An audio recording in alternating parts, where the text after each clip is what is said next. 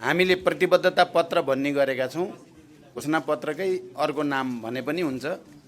प्रतिबद्धता पत्र सार्वजनिक गर्ने कार्यक्रममा उपस्थित सम्पूर्ण पत्रकार साथीहरू, भर्खरै पार्टी केन्द्रको तर्फबाट जारी गरिएको प्रेस वक्तव्य तपाईहरुले सुनिसक्नु भएको छ। त्यो अब तपाईहरुको हातमा वितरण पनि हुँदैछ र भर्खरै फेरि प्रतिबद्धता पत्र स्वयं पनि सार्वजनिक गरिएको छ। त्यो पनि तपाईहरुको हातमा एकैछिनमा आइपुग्नेछ। त्यसकारण समग्र कुरा त तपाईहरुले त्यसबाट जानकारी प्राप्त गर्नु नै हुनेछ।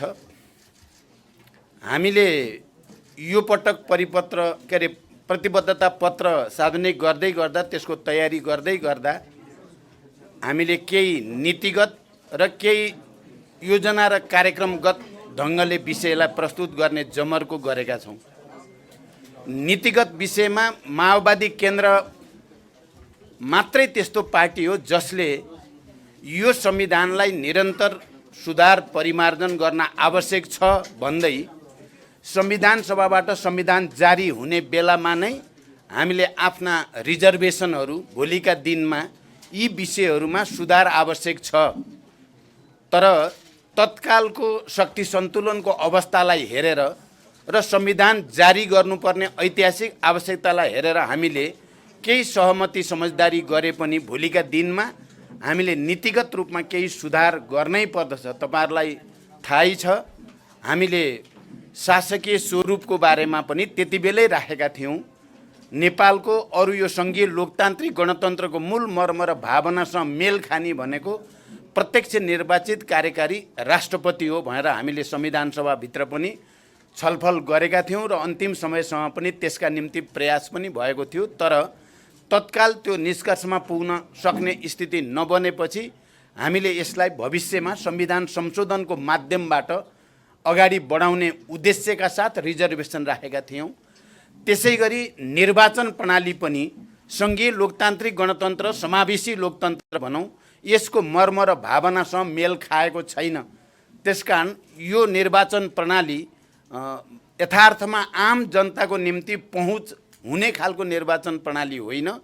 आम जनताको पहुँच बनाउनको लागि र हाम्रो समाजको बनावट जस्तो छ, विभिन्न जात जाति भाषा भाषी क्षेत्र वर्ग समुदाय सबैको पनि प्रतिनिधित्व उचित ढङ्गले हुने गरी समानुपातिक निर्वाचन प्रणाली, पूर्ण समानुपातिक निर्वाचन प्रणाली बनायो भने एकातिर सबै समुदायको समुचित प्रतिनिधित्व पनि हुन्छ, अर्कोतिर खर्चिलो र भड्किलो निर्वाचन प्रणाली जो खाली ठुल्ठुला पुँजीपतिहरूले मात्रै वहन गर्न सक्ने त्यो प्रकृतिको प्रणालीलाई पनि सुधार गर्न सकिन्छ भनेर पनि हामीले त्यति बेला आफ्ना कुराहरू राखेका थियौँ।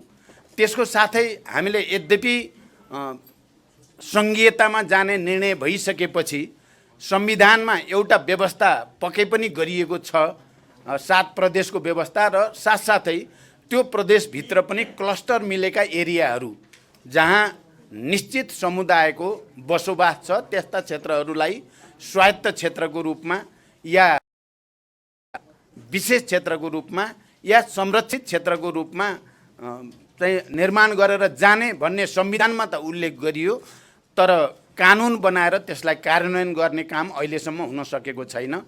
हामीलाई लाग्छ यो सङ्घीयताको मर्म र भावना अनुसार यो परिवर्तन जसलाई हामीले युगान्तकारी परिवर्तनको रूपमा परिभाषित गरेका छौँ, सङ्घीय लोकतान्त्रिक गणतन्त्र र समावेशी लोकतन्त्रलाई, त्यो अनुसार स्वायत्त क्षेत्र, विशेष क्षेत्र र संरक्षित क्षेत्रको रूपमा हामीले त्यस्ता इकाइहरू गठन गर्यो भने आम जनताले राज्यमा आफ्नो अपनत्व महसुस गर्ने र सबैको सहभागिता सुनिश्चित हुने कुरालाई पनि हामीले यो पटक अलिकति सुधार गर्नुपर्छ भन्ने हामीले ठानेका छौँ।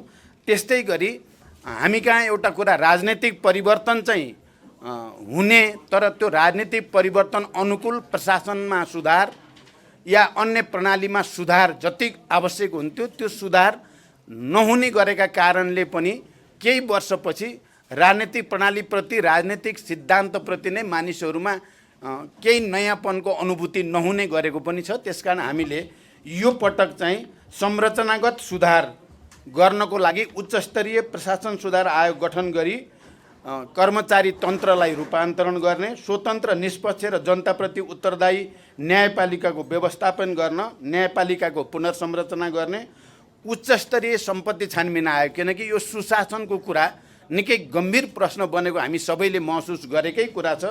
त्यसको निम्ति हामीले उच्चस्तरीय सम्पत्ति छानबिन आयोग गठन गरी 2047 सालपछि सार्वजनिक लाभको पदमा रहेका सबैको सम्पत्ति छानबिन गर्ने र उचित कारबाही गर्ने भन्ने कुरालाई पनि हामीले ठोस रूपमा नीतिगत रूपमा नै अगाडि सारेका छौँ।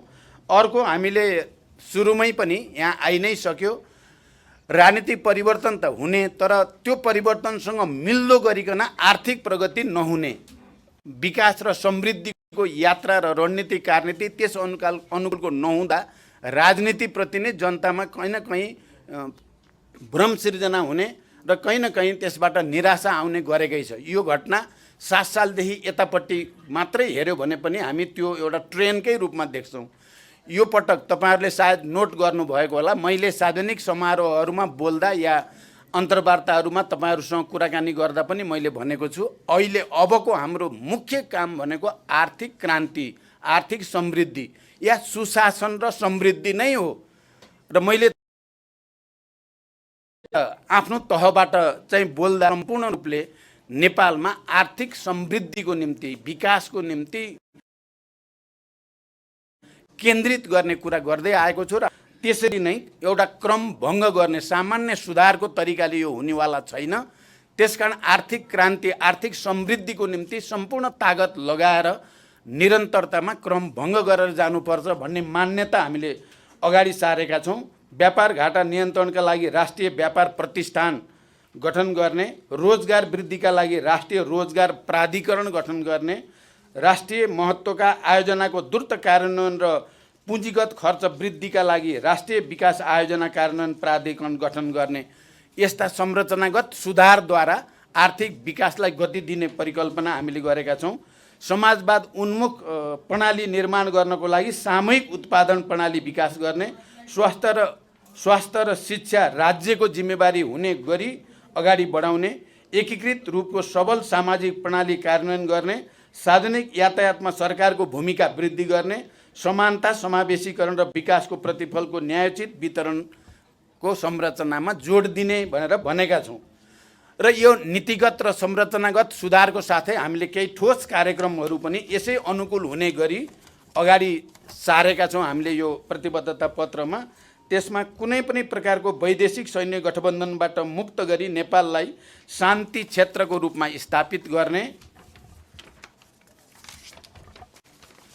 शान्ति क्षेत्रको रूपमा स्थापित गर्ने, 2 अङ्कको आर्थिक वृद्धिको आधार निर्माण गर्ने, कृषि र किसानलाई केन्द्रबिन्दुमा राख्ने, कृषियोग्य जमिन बाँझो राख्ने स्थितिको अन्त्य गर्ने, जग्गा एकीकरण, चक्लाबन्दी र सामूहिक खेती मार्फत कृषि उत्पादन वृद्धि गर्ने, बाली लगाउन अघि नै कृषि मल खेतबारीमा पुग्ने व्यवस्था गर्ने, माटोमा प्राङ्गारिक तत्त्व बढाउन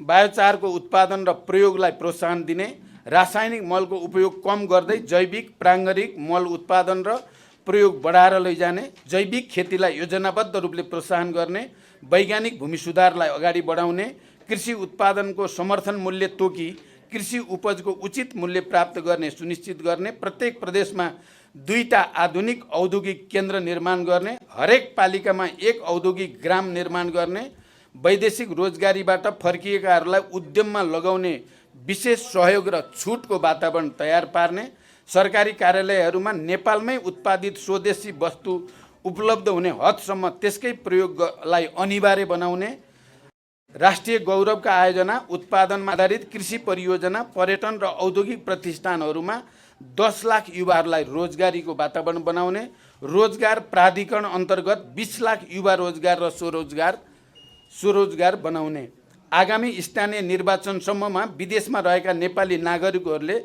आफू कार्यरत रहेको मुलुकबाट मतदान गर्न पाउने व्यवस्था मिलाउने, शिक्षालाई पूर्वाधार मध्ये प्रमुख पूर्वाधार मान्दै शिक्षामा लगानी गुणात्मक वृद्धि गरिनेछ। 5 वर्षमा 20% पुर्याउने हामीले लक्ष्य निर्धारण गरेका छौँ।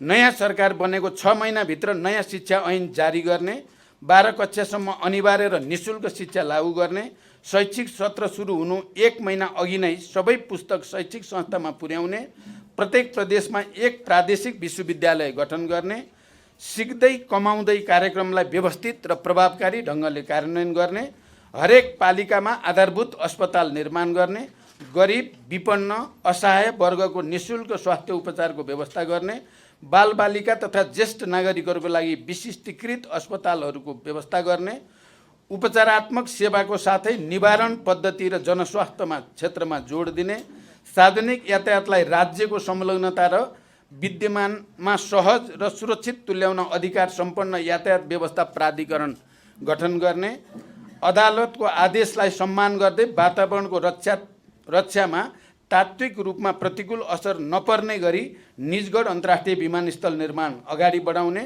काठमाडौँ तराई मधेस द्रुत मार्ग निर्माणलाई तीव्रता दिने, शहरी विपन्न नागरिक, ज्येष्ठ नागरिक र अशक्तका लागि सामुदायिक आवास निर्माण गरी आय स्तरको आधारमा निःशुल्कदेखि सशुल्क आवासको व्यवस्था गर्ने,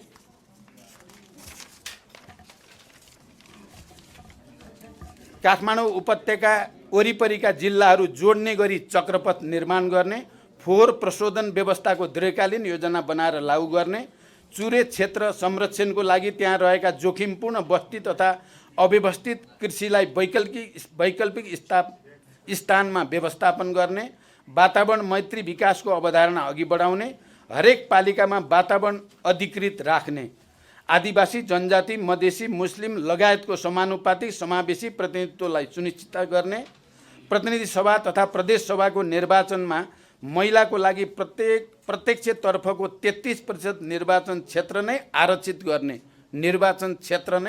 गर्ने र समानुपातिक तर्फको 33% निम्ति भएको व्यवस्थाको विधि संशोधनमा पहल गर्ने, महिलाहरूले गर्ने अनौपचारिक क्षेत्रको कामलाई राज्यको कुल ग्राहस्थ उत्पादनमा स्पष्टसँग झल्कने गरी गणनाको व्यवस्था गर्ने, प्रत्येक पालिकामा महिला सहायता केन्द्र स्थापना गर्ने, महिला, द्वन्द्व पीडित, लैङ्गिक तथा यौनिक अल्पसङ्ख्यकको रोजगारीको लागि एक विशेष स्वरोजगार कोष खडा गरी उद्यमशीलतासँग जोड्ने, दलित समुदायलाई विशेष अधिकारको व्यवस्था गर्ने, भूमिहीन र आवासविहीन दलितलाई उचित भूमिको व्यवस्था गरी भूमिहीनता र आवासहीनताको अन्त्य गर्ने, सङ्घ र प्रदेश स्तरमा दलित विकास प्राधिकरण बनाउने, प्रत्येक पालिकामा ज्येष्ठ नागरिकका लागि खाने, बस्ने र उपचारको पूर्ण सुविधा भएको सुविधायुक्त ज्येष्ठ नागरिक सेवाको व्यवस्था गर्ने, राज्यको नीति निर्माण तहमा अपाङ्गता भएका व्यक्तिहरूको प्रतिनिधित्वको व्यवस्था गर्ने, अपाङ्गता भएका व्यक्तिहरूको स्वास्थ्य बिमा र जीवन बिमा निःशुल्क गर्ने,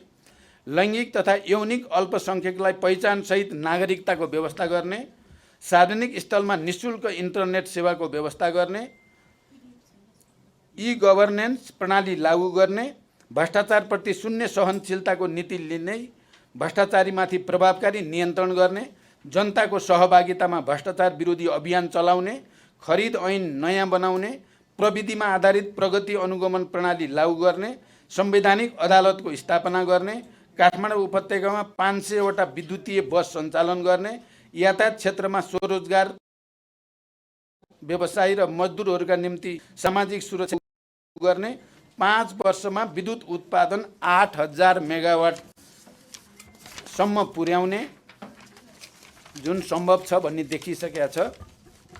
सङ्घ, प्रदेश र स्थानीय तहका सरकारी कार्यालयको लागि यातायातको साधन खरिद गर्नु परेमा विद्युतीय साधन खरिद गर्ने नीति लिने, 4000 मेगावाट विद्युत उत्पादन गर्न स्वदेशी पुँजी परिचालन गर्ने, नेपालको पानी जनताको लगानी हरेक नेपाली जलविद्युतको शेयर धनी कार्यक्रम सञ्चालन गर्ने, एक घर एक धारा कार्यक्रम लागू गरी सबै नेपालीको घरमा स्वच्छ खानेपानी पुर्याउने, चुरेको फेदी क्षेत्र आधारित भएर पूर्व पश्चिम नहर निर्माण गर्ने, नदी जोड योजना अघि बढाउन सर्वेक्षण प्रारम्भ गर्ने, आगामी 5 वर्ष डिजिटल क्रान्ति वर्ष बनाउन जोड गर्ने, रु 1 अरबको राष्ट्रिय विज्ञान प्रविधि तथा नवप्रवर्धन कोष स्थापना गर्ने, कर्मचारीको विज्ञान तथा प्रविधि सेवा छुट्टै निर्माण गर्ने, 5 वर्षभित्र हाइड्रोजन प्लान्ट स्थापना गर्ने भएर हामीले ठोस योजना र कार्यक्रम पनि यो प्रतिबद्धता पत्रमा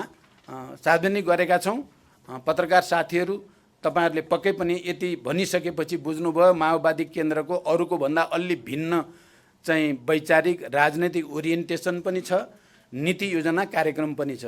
संघीय लोकतान्त्रिक गणतन्त्र या भनौँ 12 बुँदे समझदारी हुँदै शान्ति सम्झौता र संविधान सभा हुँदै समावेशी लोकतन्त्र संघीय लोकतान्त्रिक गणतन्त्र स्थापनामा माओवादी केन्द्रको के भूमिका थियो भन्ने कुरा इतिहास सिद्ध पनि छ। आम नेपाली जनता यसमा जानकार नै हुनुहुन्छ। तपाई पत्रकार साथीहरूले युद्धको बेलामा पनि शान्तिको बेलामा पनि सकारात्मक योगदान तपाईहरुले गर्दै आउनु भएको छ र मैले पार्टीको तर्फबाट तपाईहरुको शान्ति लोकतन्त्र र समृद्धिको लागि तपाईहरुको सहयोगको लागि मैले सधैँ धन्यवाद भन्दै आएको छु। अहिले पनि यो प्रतिबद्धता पत्र जसले संविधान संशोधन गर्दै संरचनामा पनि सुधार गरेर मात्रै भ्रष्टाचार नियन्त्रण गर्न सकिन्छ, सुशासन कायम गर्न सकिन्छ र यो निर्वाचन र शासन प्रणालीलाई अझ बढी जनमुखी अझ बढी वस्तुवादी बनाउन सकिन्छ भन्नुको साथै हामीले ठोस कार्यक्रम जे पेश गरेका छौं यसलाई पनि आम नेपाली जनताको बीचमा पुर्याएर तपाईहरुले सहयोग गर्नुहुनेछ।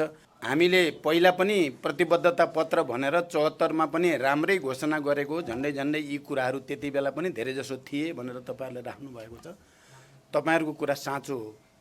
हामीले 74 को निर्वाचनमा वाम गठबन्धन गरेर अगाडि जाँदै गर्दा पनि राम्रै घोषणापत्र तयार पारेको हो। त्यो घोषणापत्र तयार पार्नेमा हाम्रो भूमिका, माओवादी केन्द्रका नेताहरूको भूमिका धेरै नै महत्त्वपूर्ण थियो भन्ने कुरा तपाईहरुको प्रश्नले पनि बतायो। अस्तिको र उस्तै उस्तै छ भन्ने कुरा।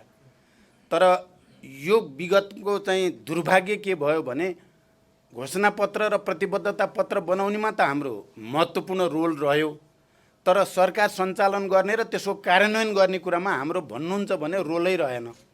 बरु उल्टै पार्टी भित्रै चाहिँ हामीलाई आइसोलेट गर्ने, केही काम गर्न नदिने, बजेट निर्माणमा कुनै सरसल्लाह नहुने र एकाधिकारवादी ढङ्गले सरकार चल्न थालेपछि ती प्रतिबद्धता र घोषणाहरू कार्यान्वयन गरेको तहमा लैजान सकिएन। त्यसमा हामीले विगतमा हाम्रो तर्फबाट भएका कमीहरूको पनि हामीले आत्मसमीक्षा पनि गरेका छौँ। तपाईहरुले यो प्रतिबद्धता पत्र पुरै पढ्दा देख्नुहुनेछ। हामीले इमानदारीता साथ नै भनेका छौँ। हामीले धेरै उद्देश्य राखेका थियौँ तर यो कारणले गर्न सकिएन। त्यसको सियर हामीले पनि लिएका छौँ र आउने दिनमा त्यस्ता कमीहरू दोहोरिन दिँदैनौँ भनेर पनि हामीले भनेका छौँ। त्यसकारण अब मैले पहिला भन्ने कुरा 74 को र अहिलेकोमा फरक के छ भने अहिले हामी आफैले प्रतिबद्ध पत्र तयार पनि पार्ने र आफै कार्यान्वयन गर्ने ठाउँमा छौँ भन्ने हाम्रो विश्वास छ। त्यसकारण यसलाई कार्यान्वयन गरिन्छ, म यो विश्वास तपाईहरुलाई दिलाउन चाहन्छु। एकजना पत्रकार साथीले गोर्खाको कुरा पनि राख्नुभयो। बाइ द वे, म कहाँ सुरक्षित र कहाँ असुरक्षित भनेर म निर्वाचन क्षेत्रमा जानी गरेको छैन।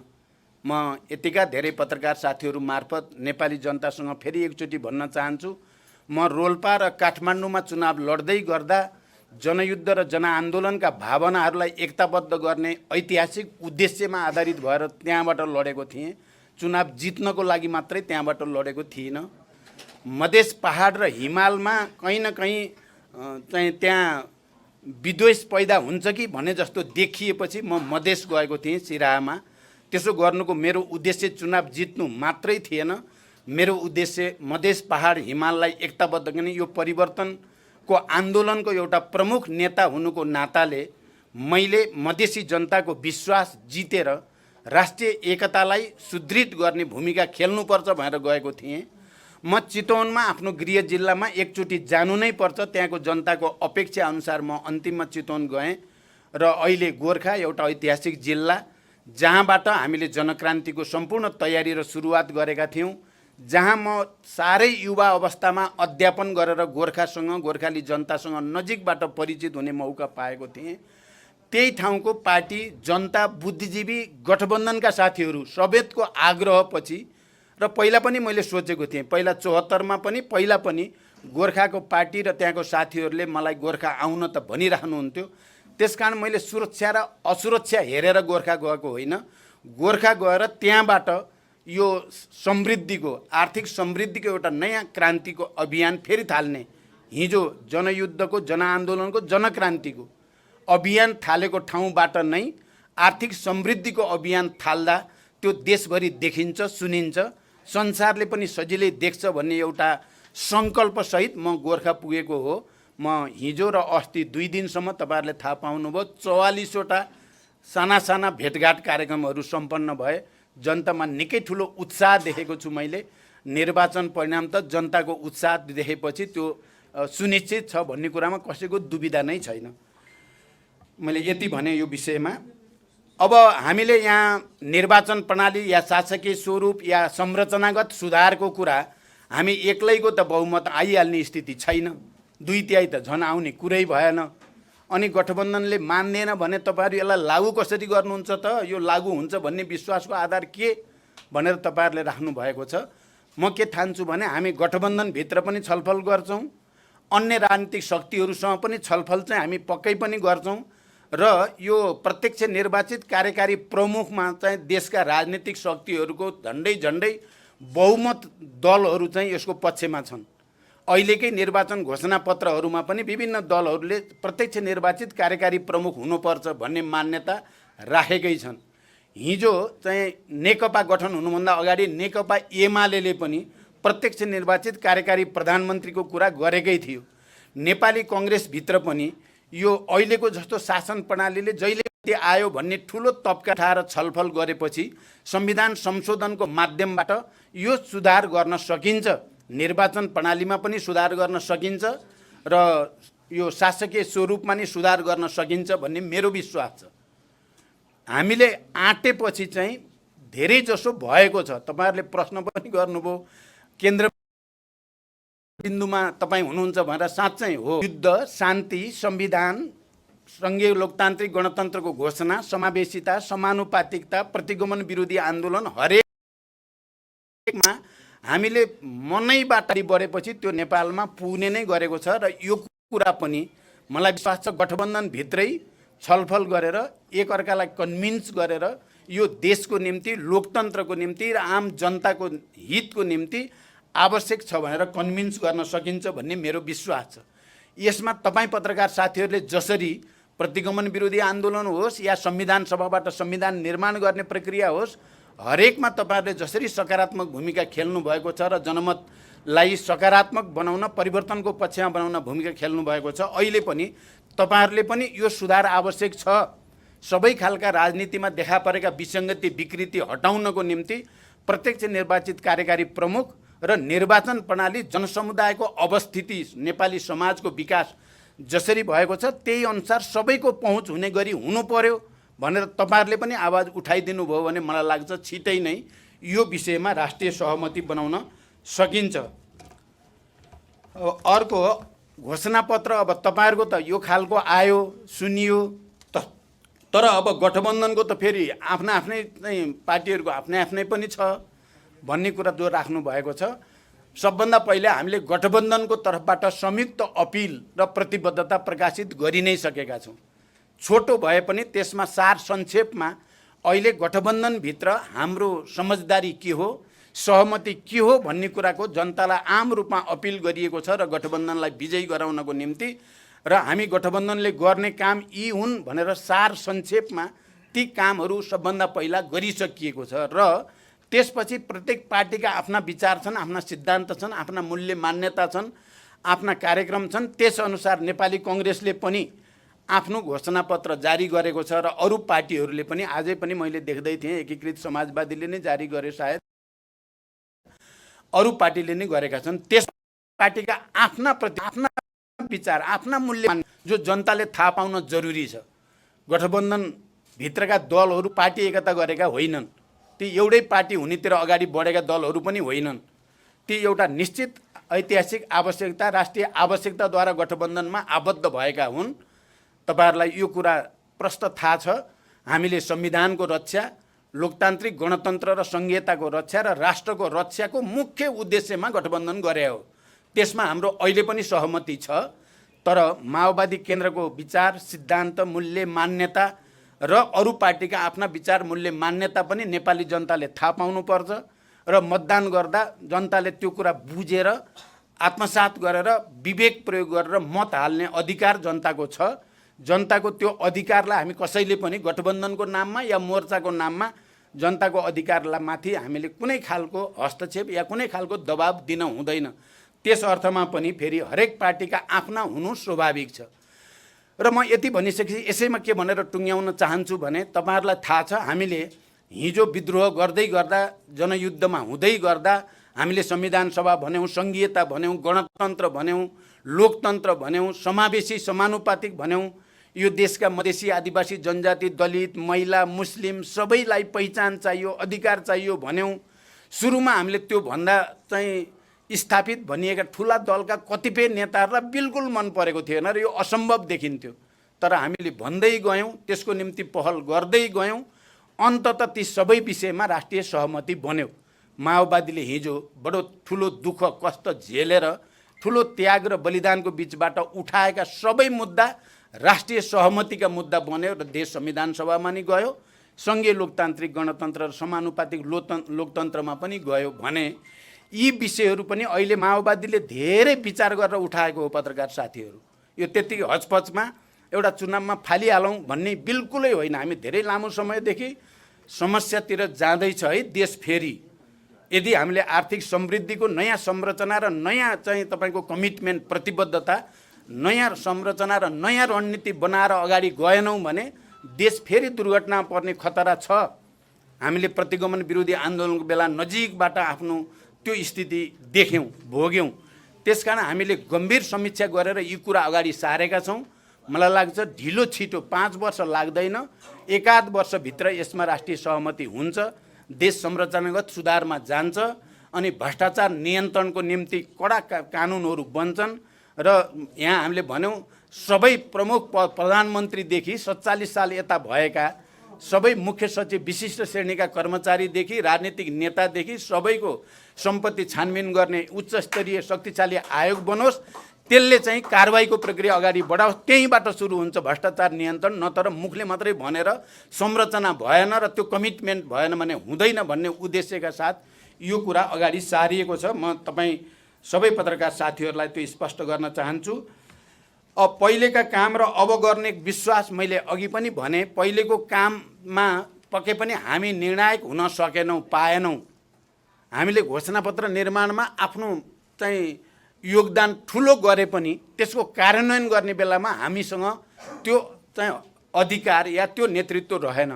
हामी चाहन्छौँ यो पटक त्यस्तो हुने छैन। हाम्रो गठबन्धन जो छ त्यो गठबन्धनले हाम्रा मूलभूत मागहरूलाई सुधारका कुरालाई गठबन्धनले स्वीकार गर्नेछ, स्वीकार गर्ने बनाउन सकिन्छ भन्ने पनि मेरो विश्वास छ।